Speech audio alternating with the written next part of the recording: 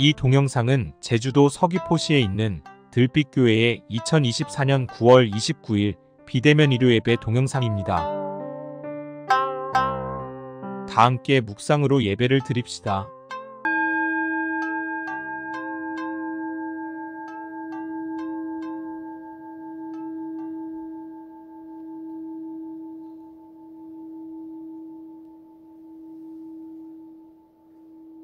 예배 기원을 함께 합시다.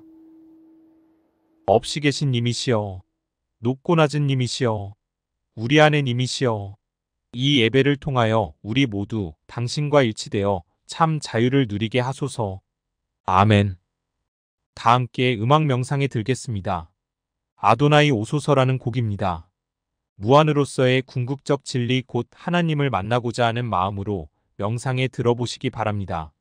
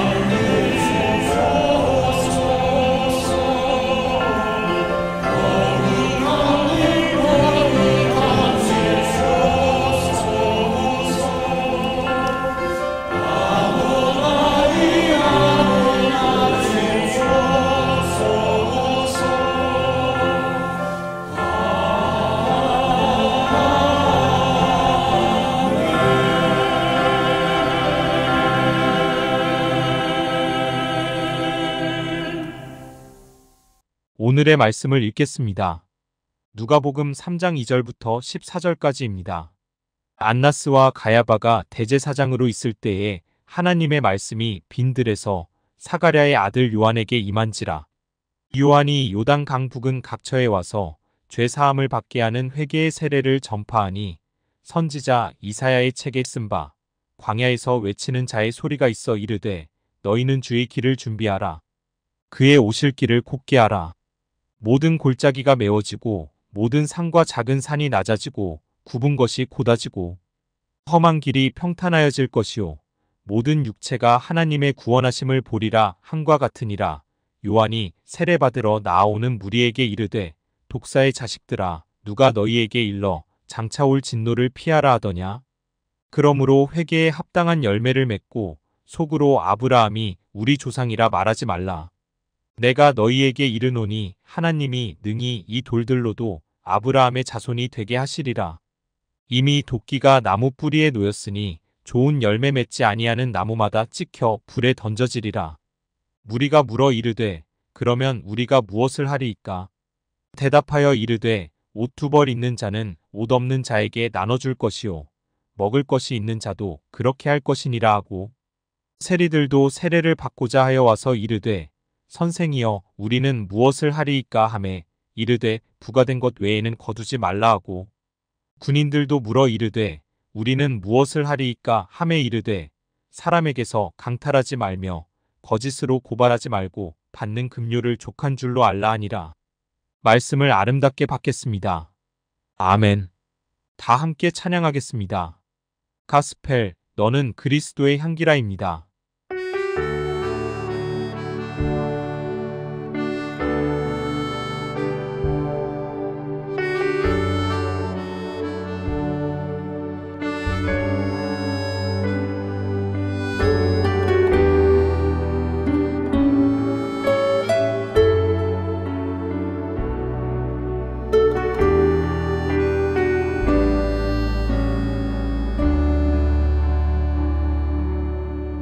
너는 그리스도의 향기라. 너는 그리스도의 편지라. 하나님 앞에서 그리스도의 향기니 너를 통해 생명이 흘러가리. 너를 통해 생명이 흘러가리. 너는 그리스도의 향기라. 너는 그리스도의 편지라. 하나님 앞에서 그리스도의 향기니 너를 통해 사랑이 흘러가리. 너를 통해 사랑이 흘러가리.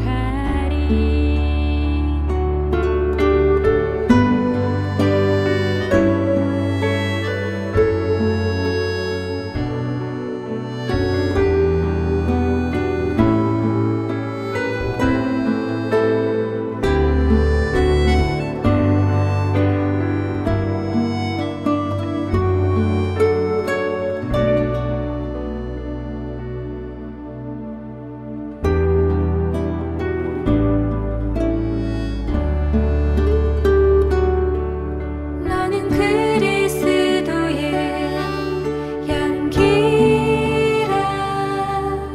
너는 그리스도의 편지라. 하나님 앞에서 그리스도의 향기니 너를 통해 기쁨이 흘러가리. 너를 통해 기쁨이 흘러가리. 너를 통해 기쁨이 흘러가리.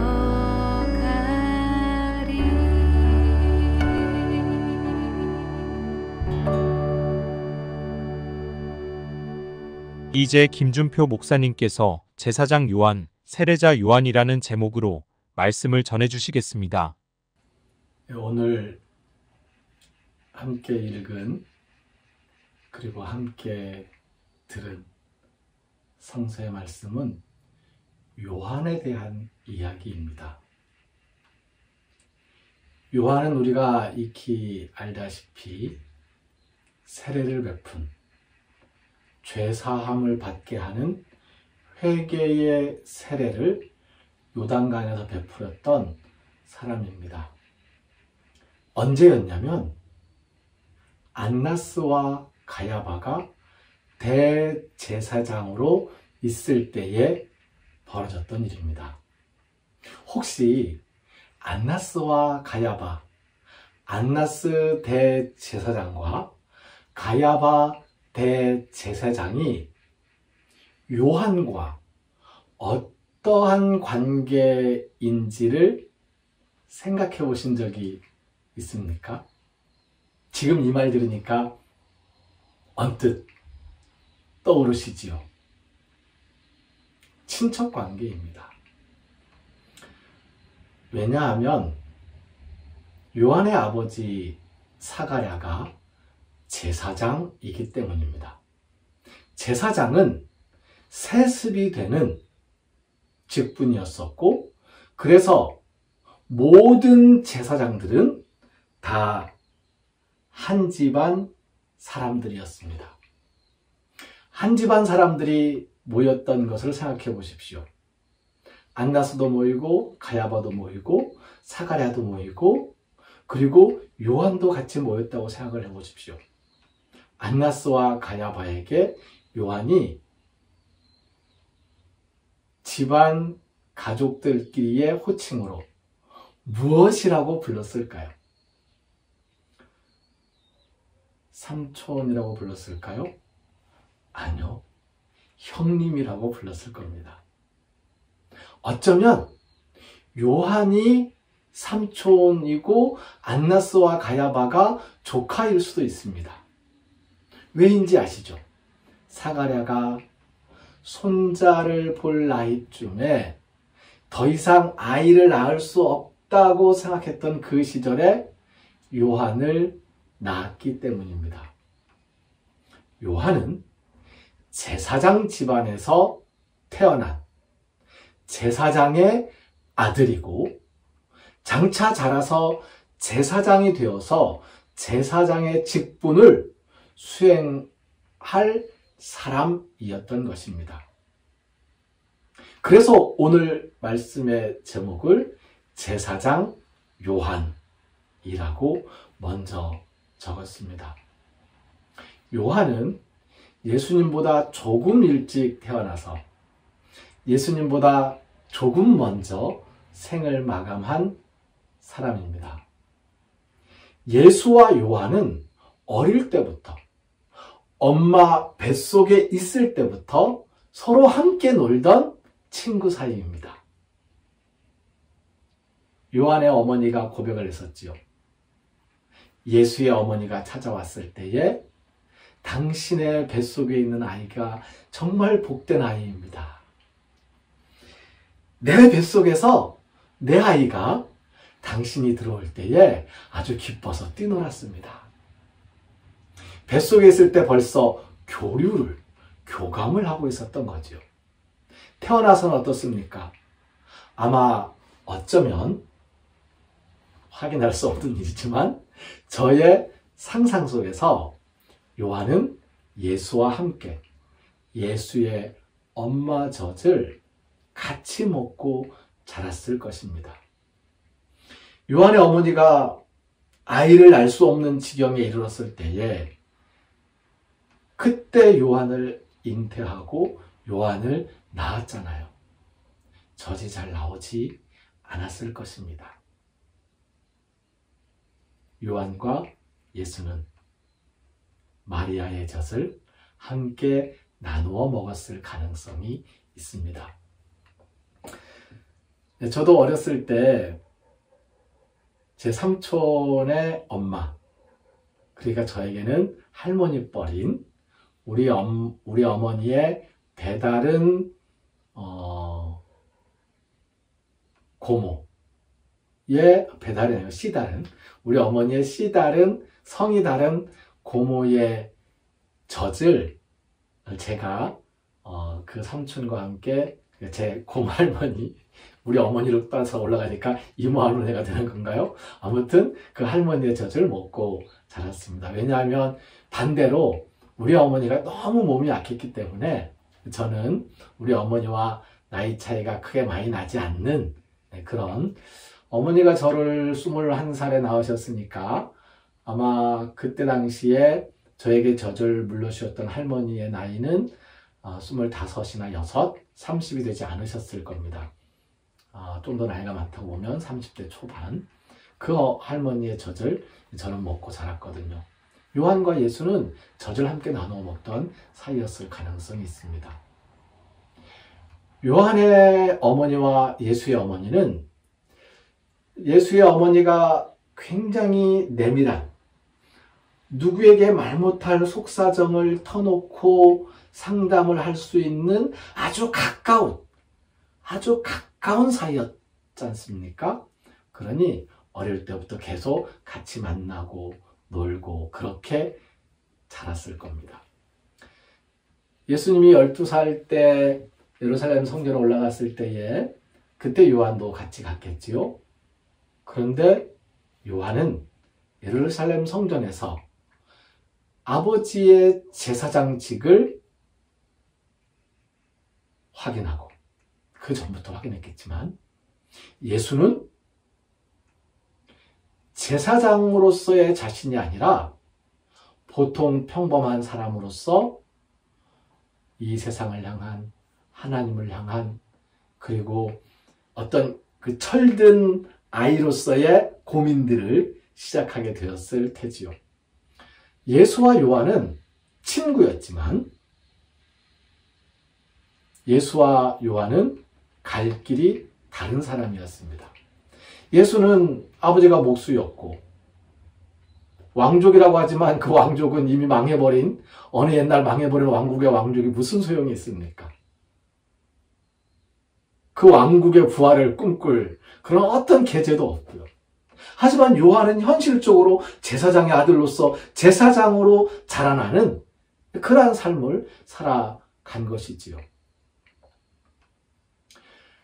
그런데 안나스와 가야바가 대제사장으로 했을 때에 요한 역시 제사장직을 수행하고, 얼마 없으면 몇 번의 턴이 지나가면 요한이 대제사장직을 아주 젊은 나이에 수행할 수 있는 그러한 상황이었죠. 사가랴가 존경받는 제사장이었고 아마 대제사장을 역임했을 것이고요. 그리고 친척들 중에, 집안 사람들이잖아요, 제사장들이. 집안 사람들 중에 같은 동년배 또래들 중에서는 요한의 학렬이 가장 높고, 그러니 또래들 중에 대제사장을 맡는 순서가 왔을 때에 요한이 먼저 맡게 되었을 것이고, 그렇다면 요한은 한 20대 후반, 30대 초반의 나이에 대제사장을 맡아서 명예와 존경을 받으며 평생 부족한 것 없이 살아갈 그 삶이 보장된 사람이라는 겁니다. 제사장 요한. 저는 요한이 한 16살, 20살 이 어간에 제사장직을 수행하기 시작했을 거라고 생각을 하고 있습니다. 제사장이 하는 일이 무엇입니까? 사람들이 죄를 짓고 하나님께 이 죄를 용서해달라고 찾아오면, 그러면 그들이 가지고 온 재물 위에 손을 얹고, 그리고 죄를 용서해달라고 간청하는 사람의 머리에도 손을 얹고, 이 사람이 죄를 지었습니다. 죄를 용서받고 싶어 합니다. 이 사람의 죄를 이 어린 양이 다 감당하고 죄값을 치르면서 제물로 바쳐져서 죽어갈 터이니 이 사람의 죄는 없는 것으로 생각해 주십시오. 씻어 주십시오. 용서해 주십시오. 그리고 제물을 바친 다음에 이 제물을 바쳤으니 너의 죄는 깨끗이 용서받았다 라고 이야기하는 게, 그게 제사장의 주된 책무이고 임무이고 하는 일입니다. 요한은 이 일들을 몇 년간 수행했었을 것입니다. 고민이 생깁니다. 이 사람들이 죄를 용서해달라고는 하는데 그럼 죄를 용서해 줬는데, 그런데 또다시 죄를 짓는 거거든요. 같은 죄를 반복하고. 거기다가 죄책감도 없어요. 죄책감을 느낄 겨를도 없이 죄를 용서받아버리고, 죄책감을 느낄만 하면 얼른 재물을 싸들고 와가지고 용서를 받아버리는. 죄가 아무 문제가 안 되는 거예요. 제사를 드리고 재물을 바친 그 전과 후의 삶이 달라지지를 않습니다. 영적으로 구원을 받고 하나님의 나라에 갈지는 모르겠지만 요한은 그런 고민을 합니다. 우리들의 육체가 살아가는 이 몸이 살아내는 이 세상의 삶 속에서 이들이 변화되지 않는, 그냥 반복해서 죄를 짓고 그러면서 죄책감이 없고 그리고는 죄는 용서받았다고 기뻐하는, 이젠 기쁨조차도 그냥 무덤덤해진 지 오래됐겠지요. 그런 사람들을 바라보면서 요한이 고민하고 있을 때에 요한은 또 다른 사람들을 만나게 됩니다. 상상을 한번 해봅시다. 요한이 제사를 드리려고 예루살렘 성전으로 올라가고 있습니다. 그런데 요단강 변에서 성전으로 올라가는 그 많은 사람들의 행렬을 바라보면서 어린 양을 데리고 즙비둘기, 산비둘기를 데리고 송아지를 데리고 성전으로 올라가는 어떤 사람들을 바라보면서 한숨을 짓고 있는 수많은 사람들이 요단 강변에 있었습니다. 성전에 가본 지가 언제인지 모르겠다. 내가 5년 전에 가봤었는데, 그래, 그때는 내가 그래도 살만했어. 그래서 재물도 준비할 수 있었고, 재물 들고 성전 올라가서 내가 죄도 용서받고 그랬는데, 5년 동안 용서받지 못한 죄가 쌓이고 쌓였네. 죄 용서받아야 되는데. 죄책감. 아이고. 우리말로 바꿔서 이야기하면, 무사 내는 5년밖에 안 되어신디야. 난이 벌써 10년, 20년이 다 되구나. 야, 난 성전이 어떤 생겼는지 그냥 기억도 안 남죠? 이렇게 이야기하면서 앉아있는 거죠. 재물을 들고 갈 수 없는 사람들, 가난한 사람들, 그런데 죄를 뉘우치면서 죄에 대한 죄책감을 가지고 있는 사람들, 이 사람들을 바라보면서 요한은 하나님께 물었을 것 같습니다. 하나님, 도대체 이게 어떻게 된 일입니까?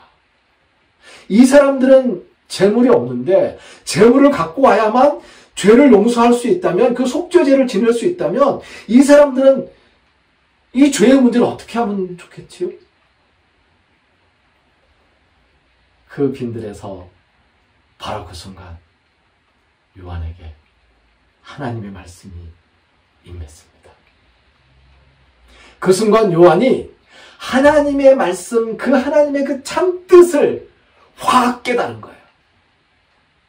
그리고는 그 사람의 손을 붙잡고 묻습니다. 당신이 죄를 지었습니까? 예, 제가 죄를 지었습니다. 잘못했다고 생각합니까? 예, 제가 잘못했습니다. 다시 그 잘못을 지을 겁니까? 안 지으려고 노력을 하는데요. 자꾸 짓게 되기도 하고 그러네요. 회개하십시오. 다시는 안 그러겠다고. 예, 제가 회개합니다. 다시는 안 그러겠습니다. 이 사람이 볼 때 요한이 어떤 사람이에요? 제사장이잖아요. 아마 그때 요한은 제사장 복장을 입고 있을 것 같아요. 제사장이 자기를 찾아서 묻는 거잖아요.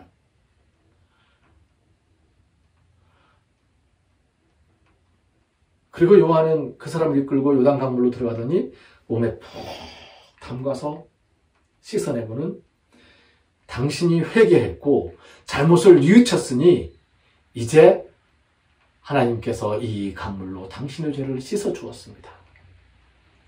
마음 편히 가십시오.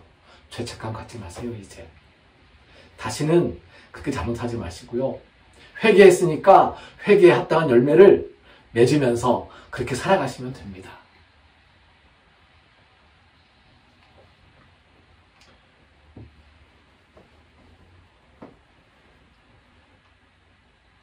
믿을 수가 없었습니다.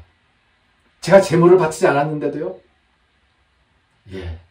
재물보다 더 중요한 것이 당신의 간절한 마음이고, 재물보다 더 중요한 것이 하나님께 은총을 간구하는, 저 정말 잘못했습니다 라고 이야기하는 그 당신의 뉘우침입니다. 그러니 안심하고 가십시오. 그랬더니 이 사람 저 사람 더 나오는 거예요. 저도요. 제사장님 저도요. 제사장님 저도요.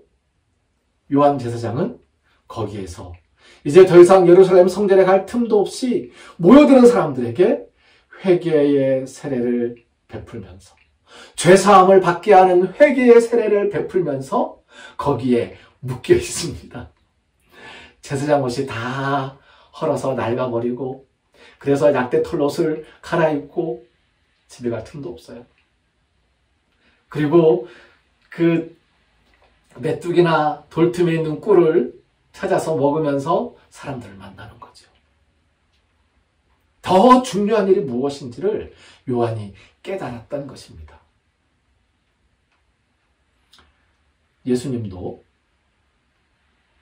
함께 자랐던 친구이고 어쩌면 이종, 친척일 수 있는 그런 요한에게 찾아와서 죄사함을 받게 하는 회개의 세례를 받았습니다. 요한이 제사장 요한에서 세례자 요한으로 전환된 사건과, 그리고 요한이 요단강가에서 베풀었던 죄사함을 받게 하는 회개의 세례는 종교 전통에서 가히 혁명적인 사건입니다. 혁명적인 전환이에요. 신께서 우리의 죄를 용서해 주시는 것에 만족하고 산다면, 그것이 전부라면 우리는 죄에 대해서 너무나도 비겁한 것입니다. 용서받으면 그만이에요. 용서의 조건이 무엇입니까? 재물을 바치는 거예요. 재물을 바치면 내 죄의 문제는 아무런 죄책감도 없이 그냥 편안해져 버리는 그러한 종교 전통에서, 죄는 용서받는 것이 아니라 내 자신이 잘못을 뉘우치고 회개하고 회개에 합당한 열매를 맺으려고 애쓰는 것, 그것이 중요하고 그것이 종교적 삶이라는 것을 요한이 바꿔놓은 겁니다. 전환시킨 거예요. 제사장이 아니라 세례자로서. 그리고 제사장 앞에 서 있는 죄책감 없는, 죄 용서 받으면 된다는 그 비겁함에서, 세례자 앞에 서 있는 잘못을 뉘우치고 회개하며 이제 회개했으니까 회개에 합당한 열매를 맺어야지라고 다짐하고 결단하고, 어제 왔는데 오늘 또 왔냐고, 죄송합니다. 어제 왔다 가서 회개에 합당한 열매를 맺으려고 했는데요, 제가 또 죄를 지었네요. 회개에 합당한 열매를 맺어야지. 자꾸 이렇게 반복하면 안 돼. 야단을 맞으면서도 회개에 합당한 열매를 맺기 위해서 노력하고 애쓰는 그런 사람들, 종교 공동체의 구성 자체를, 관계 자체를 바꾸어 놓은 것이 요한의 세례입니다. 종교적인 혁명인 것이지요.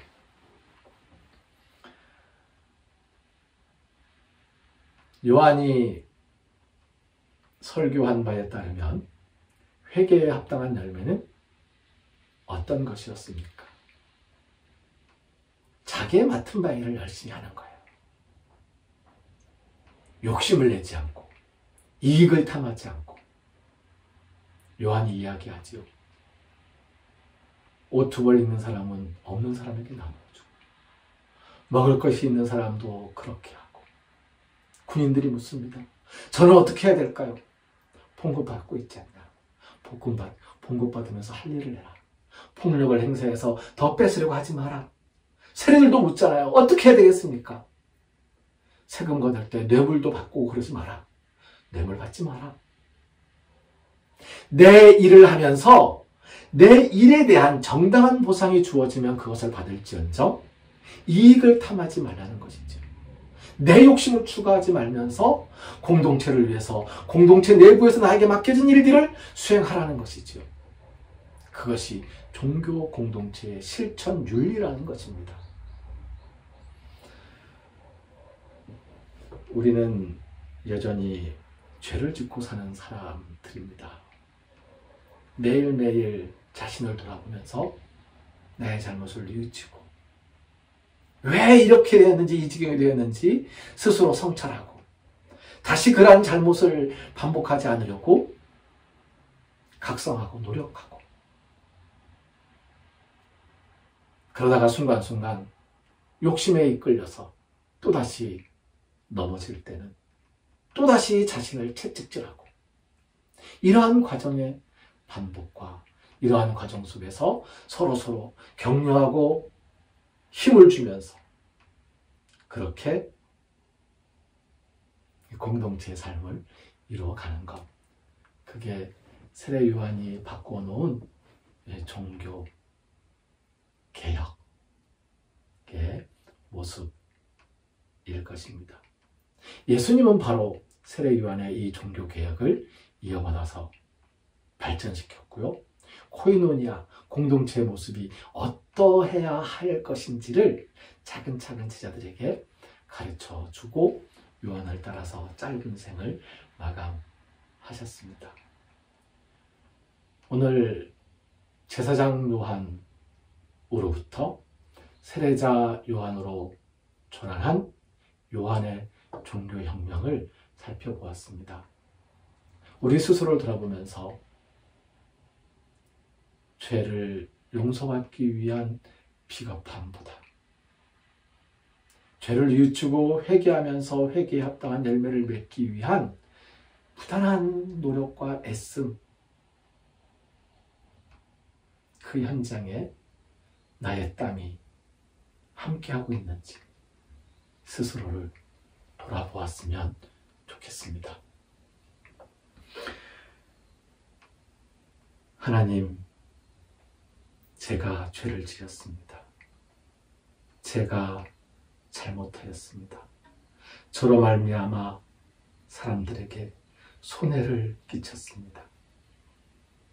하나님, 이 잘못을 뉘우치고 반복하지 않기 위해서 이 죄값을 갚기 위하여서 저 스스로 끊임없이 부단하게 노력할 수 있는 힘과 용기와 지혜를 주시옵소서. 예수님의 이름으로 기도합니다. 아멘.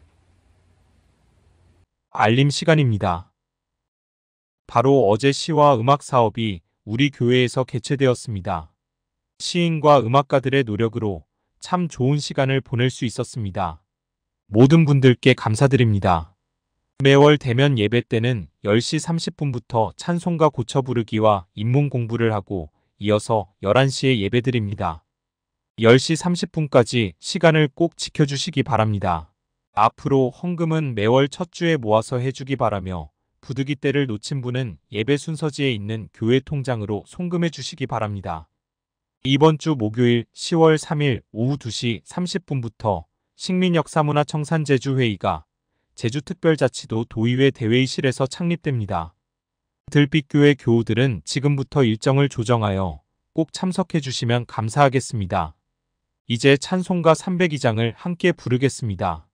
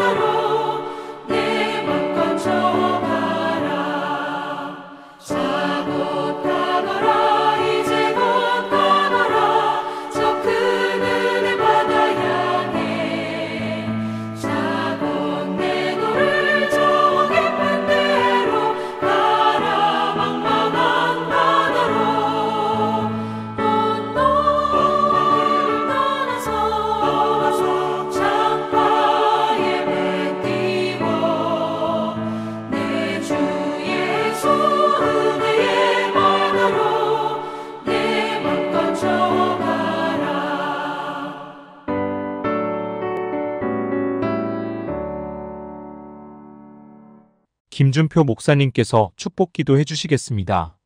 매일매일의 삶 속에서 자신의 잘못을 뉘우치고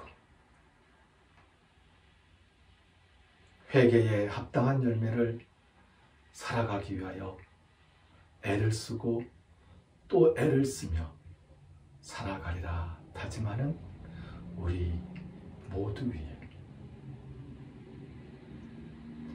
그런 우리가 만들어갈 함께 나누며 살아가는 공동체의 아름다운 미래 위에 우리를 죽음에서 살리시는 주 예수 그리스도의 은혜와 하나님의 사랑과 성령님이 함께 하시며 교통하시는 은총의 역사가 이제로부터 영원까지 항상 함께 하옵시기를 간절히 축원하옵나이다. 아멘.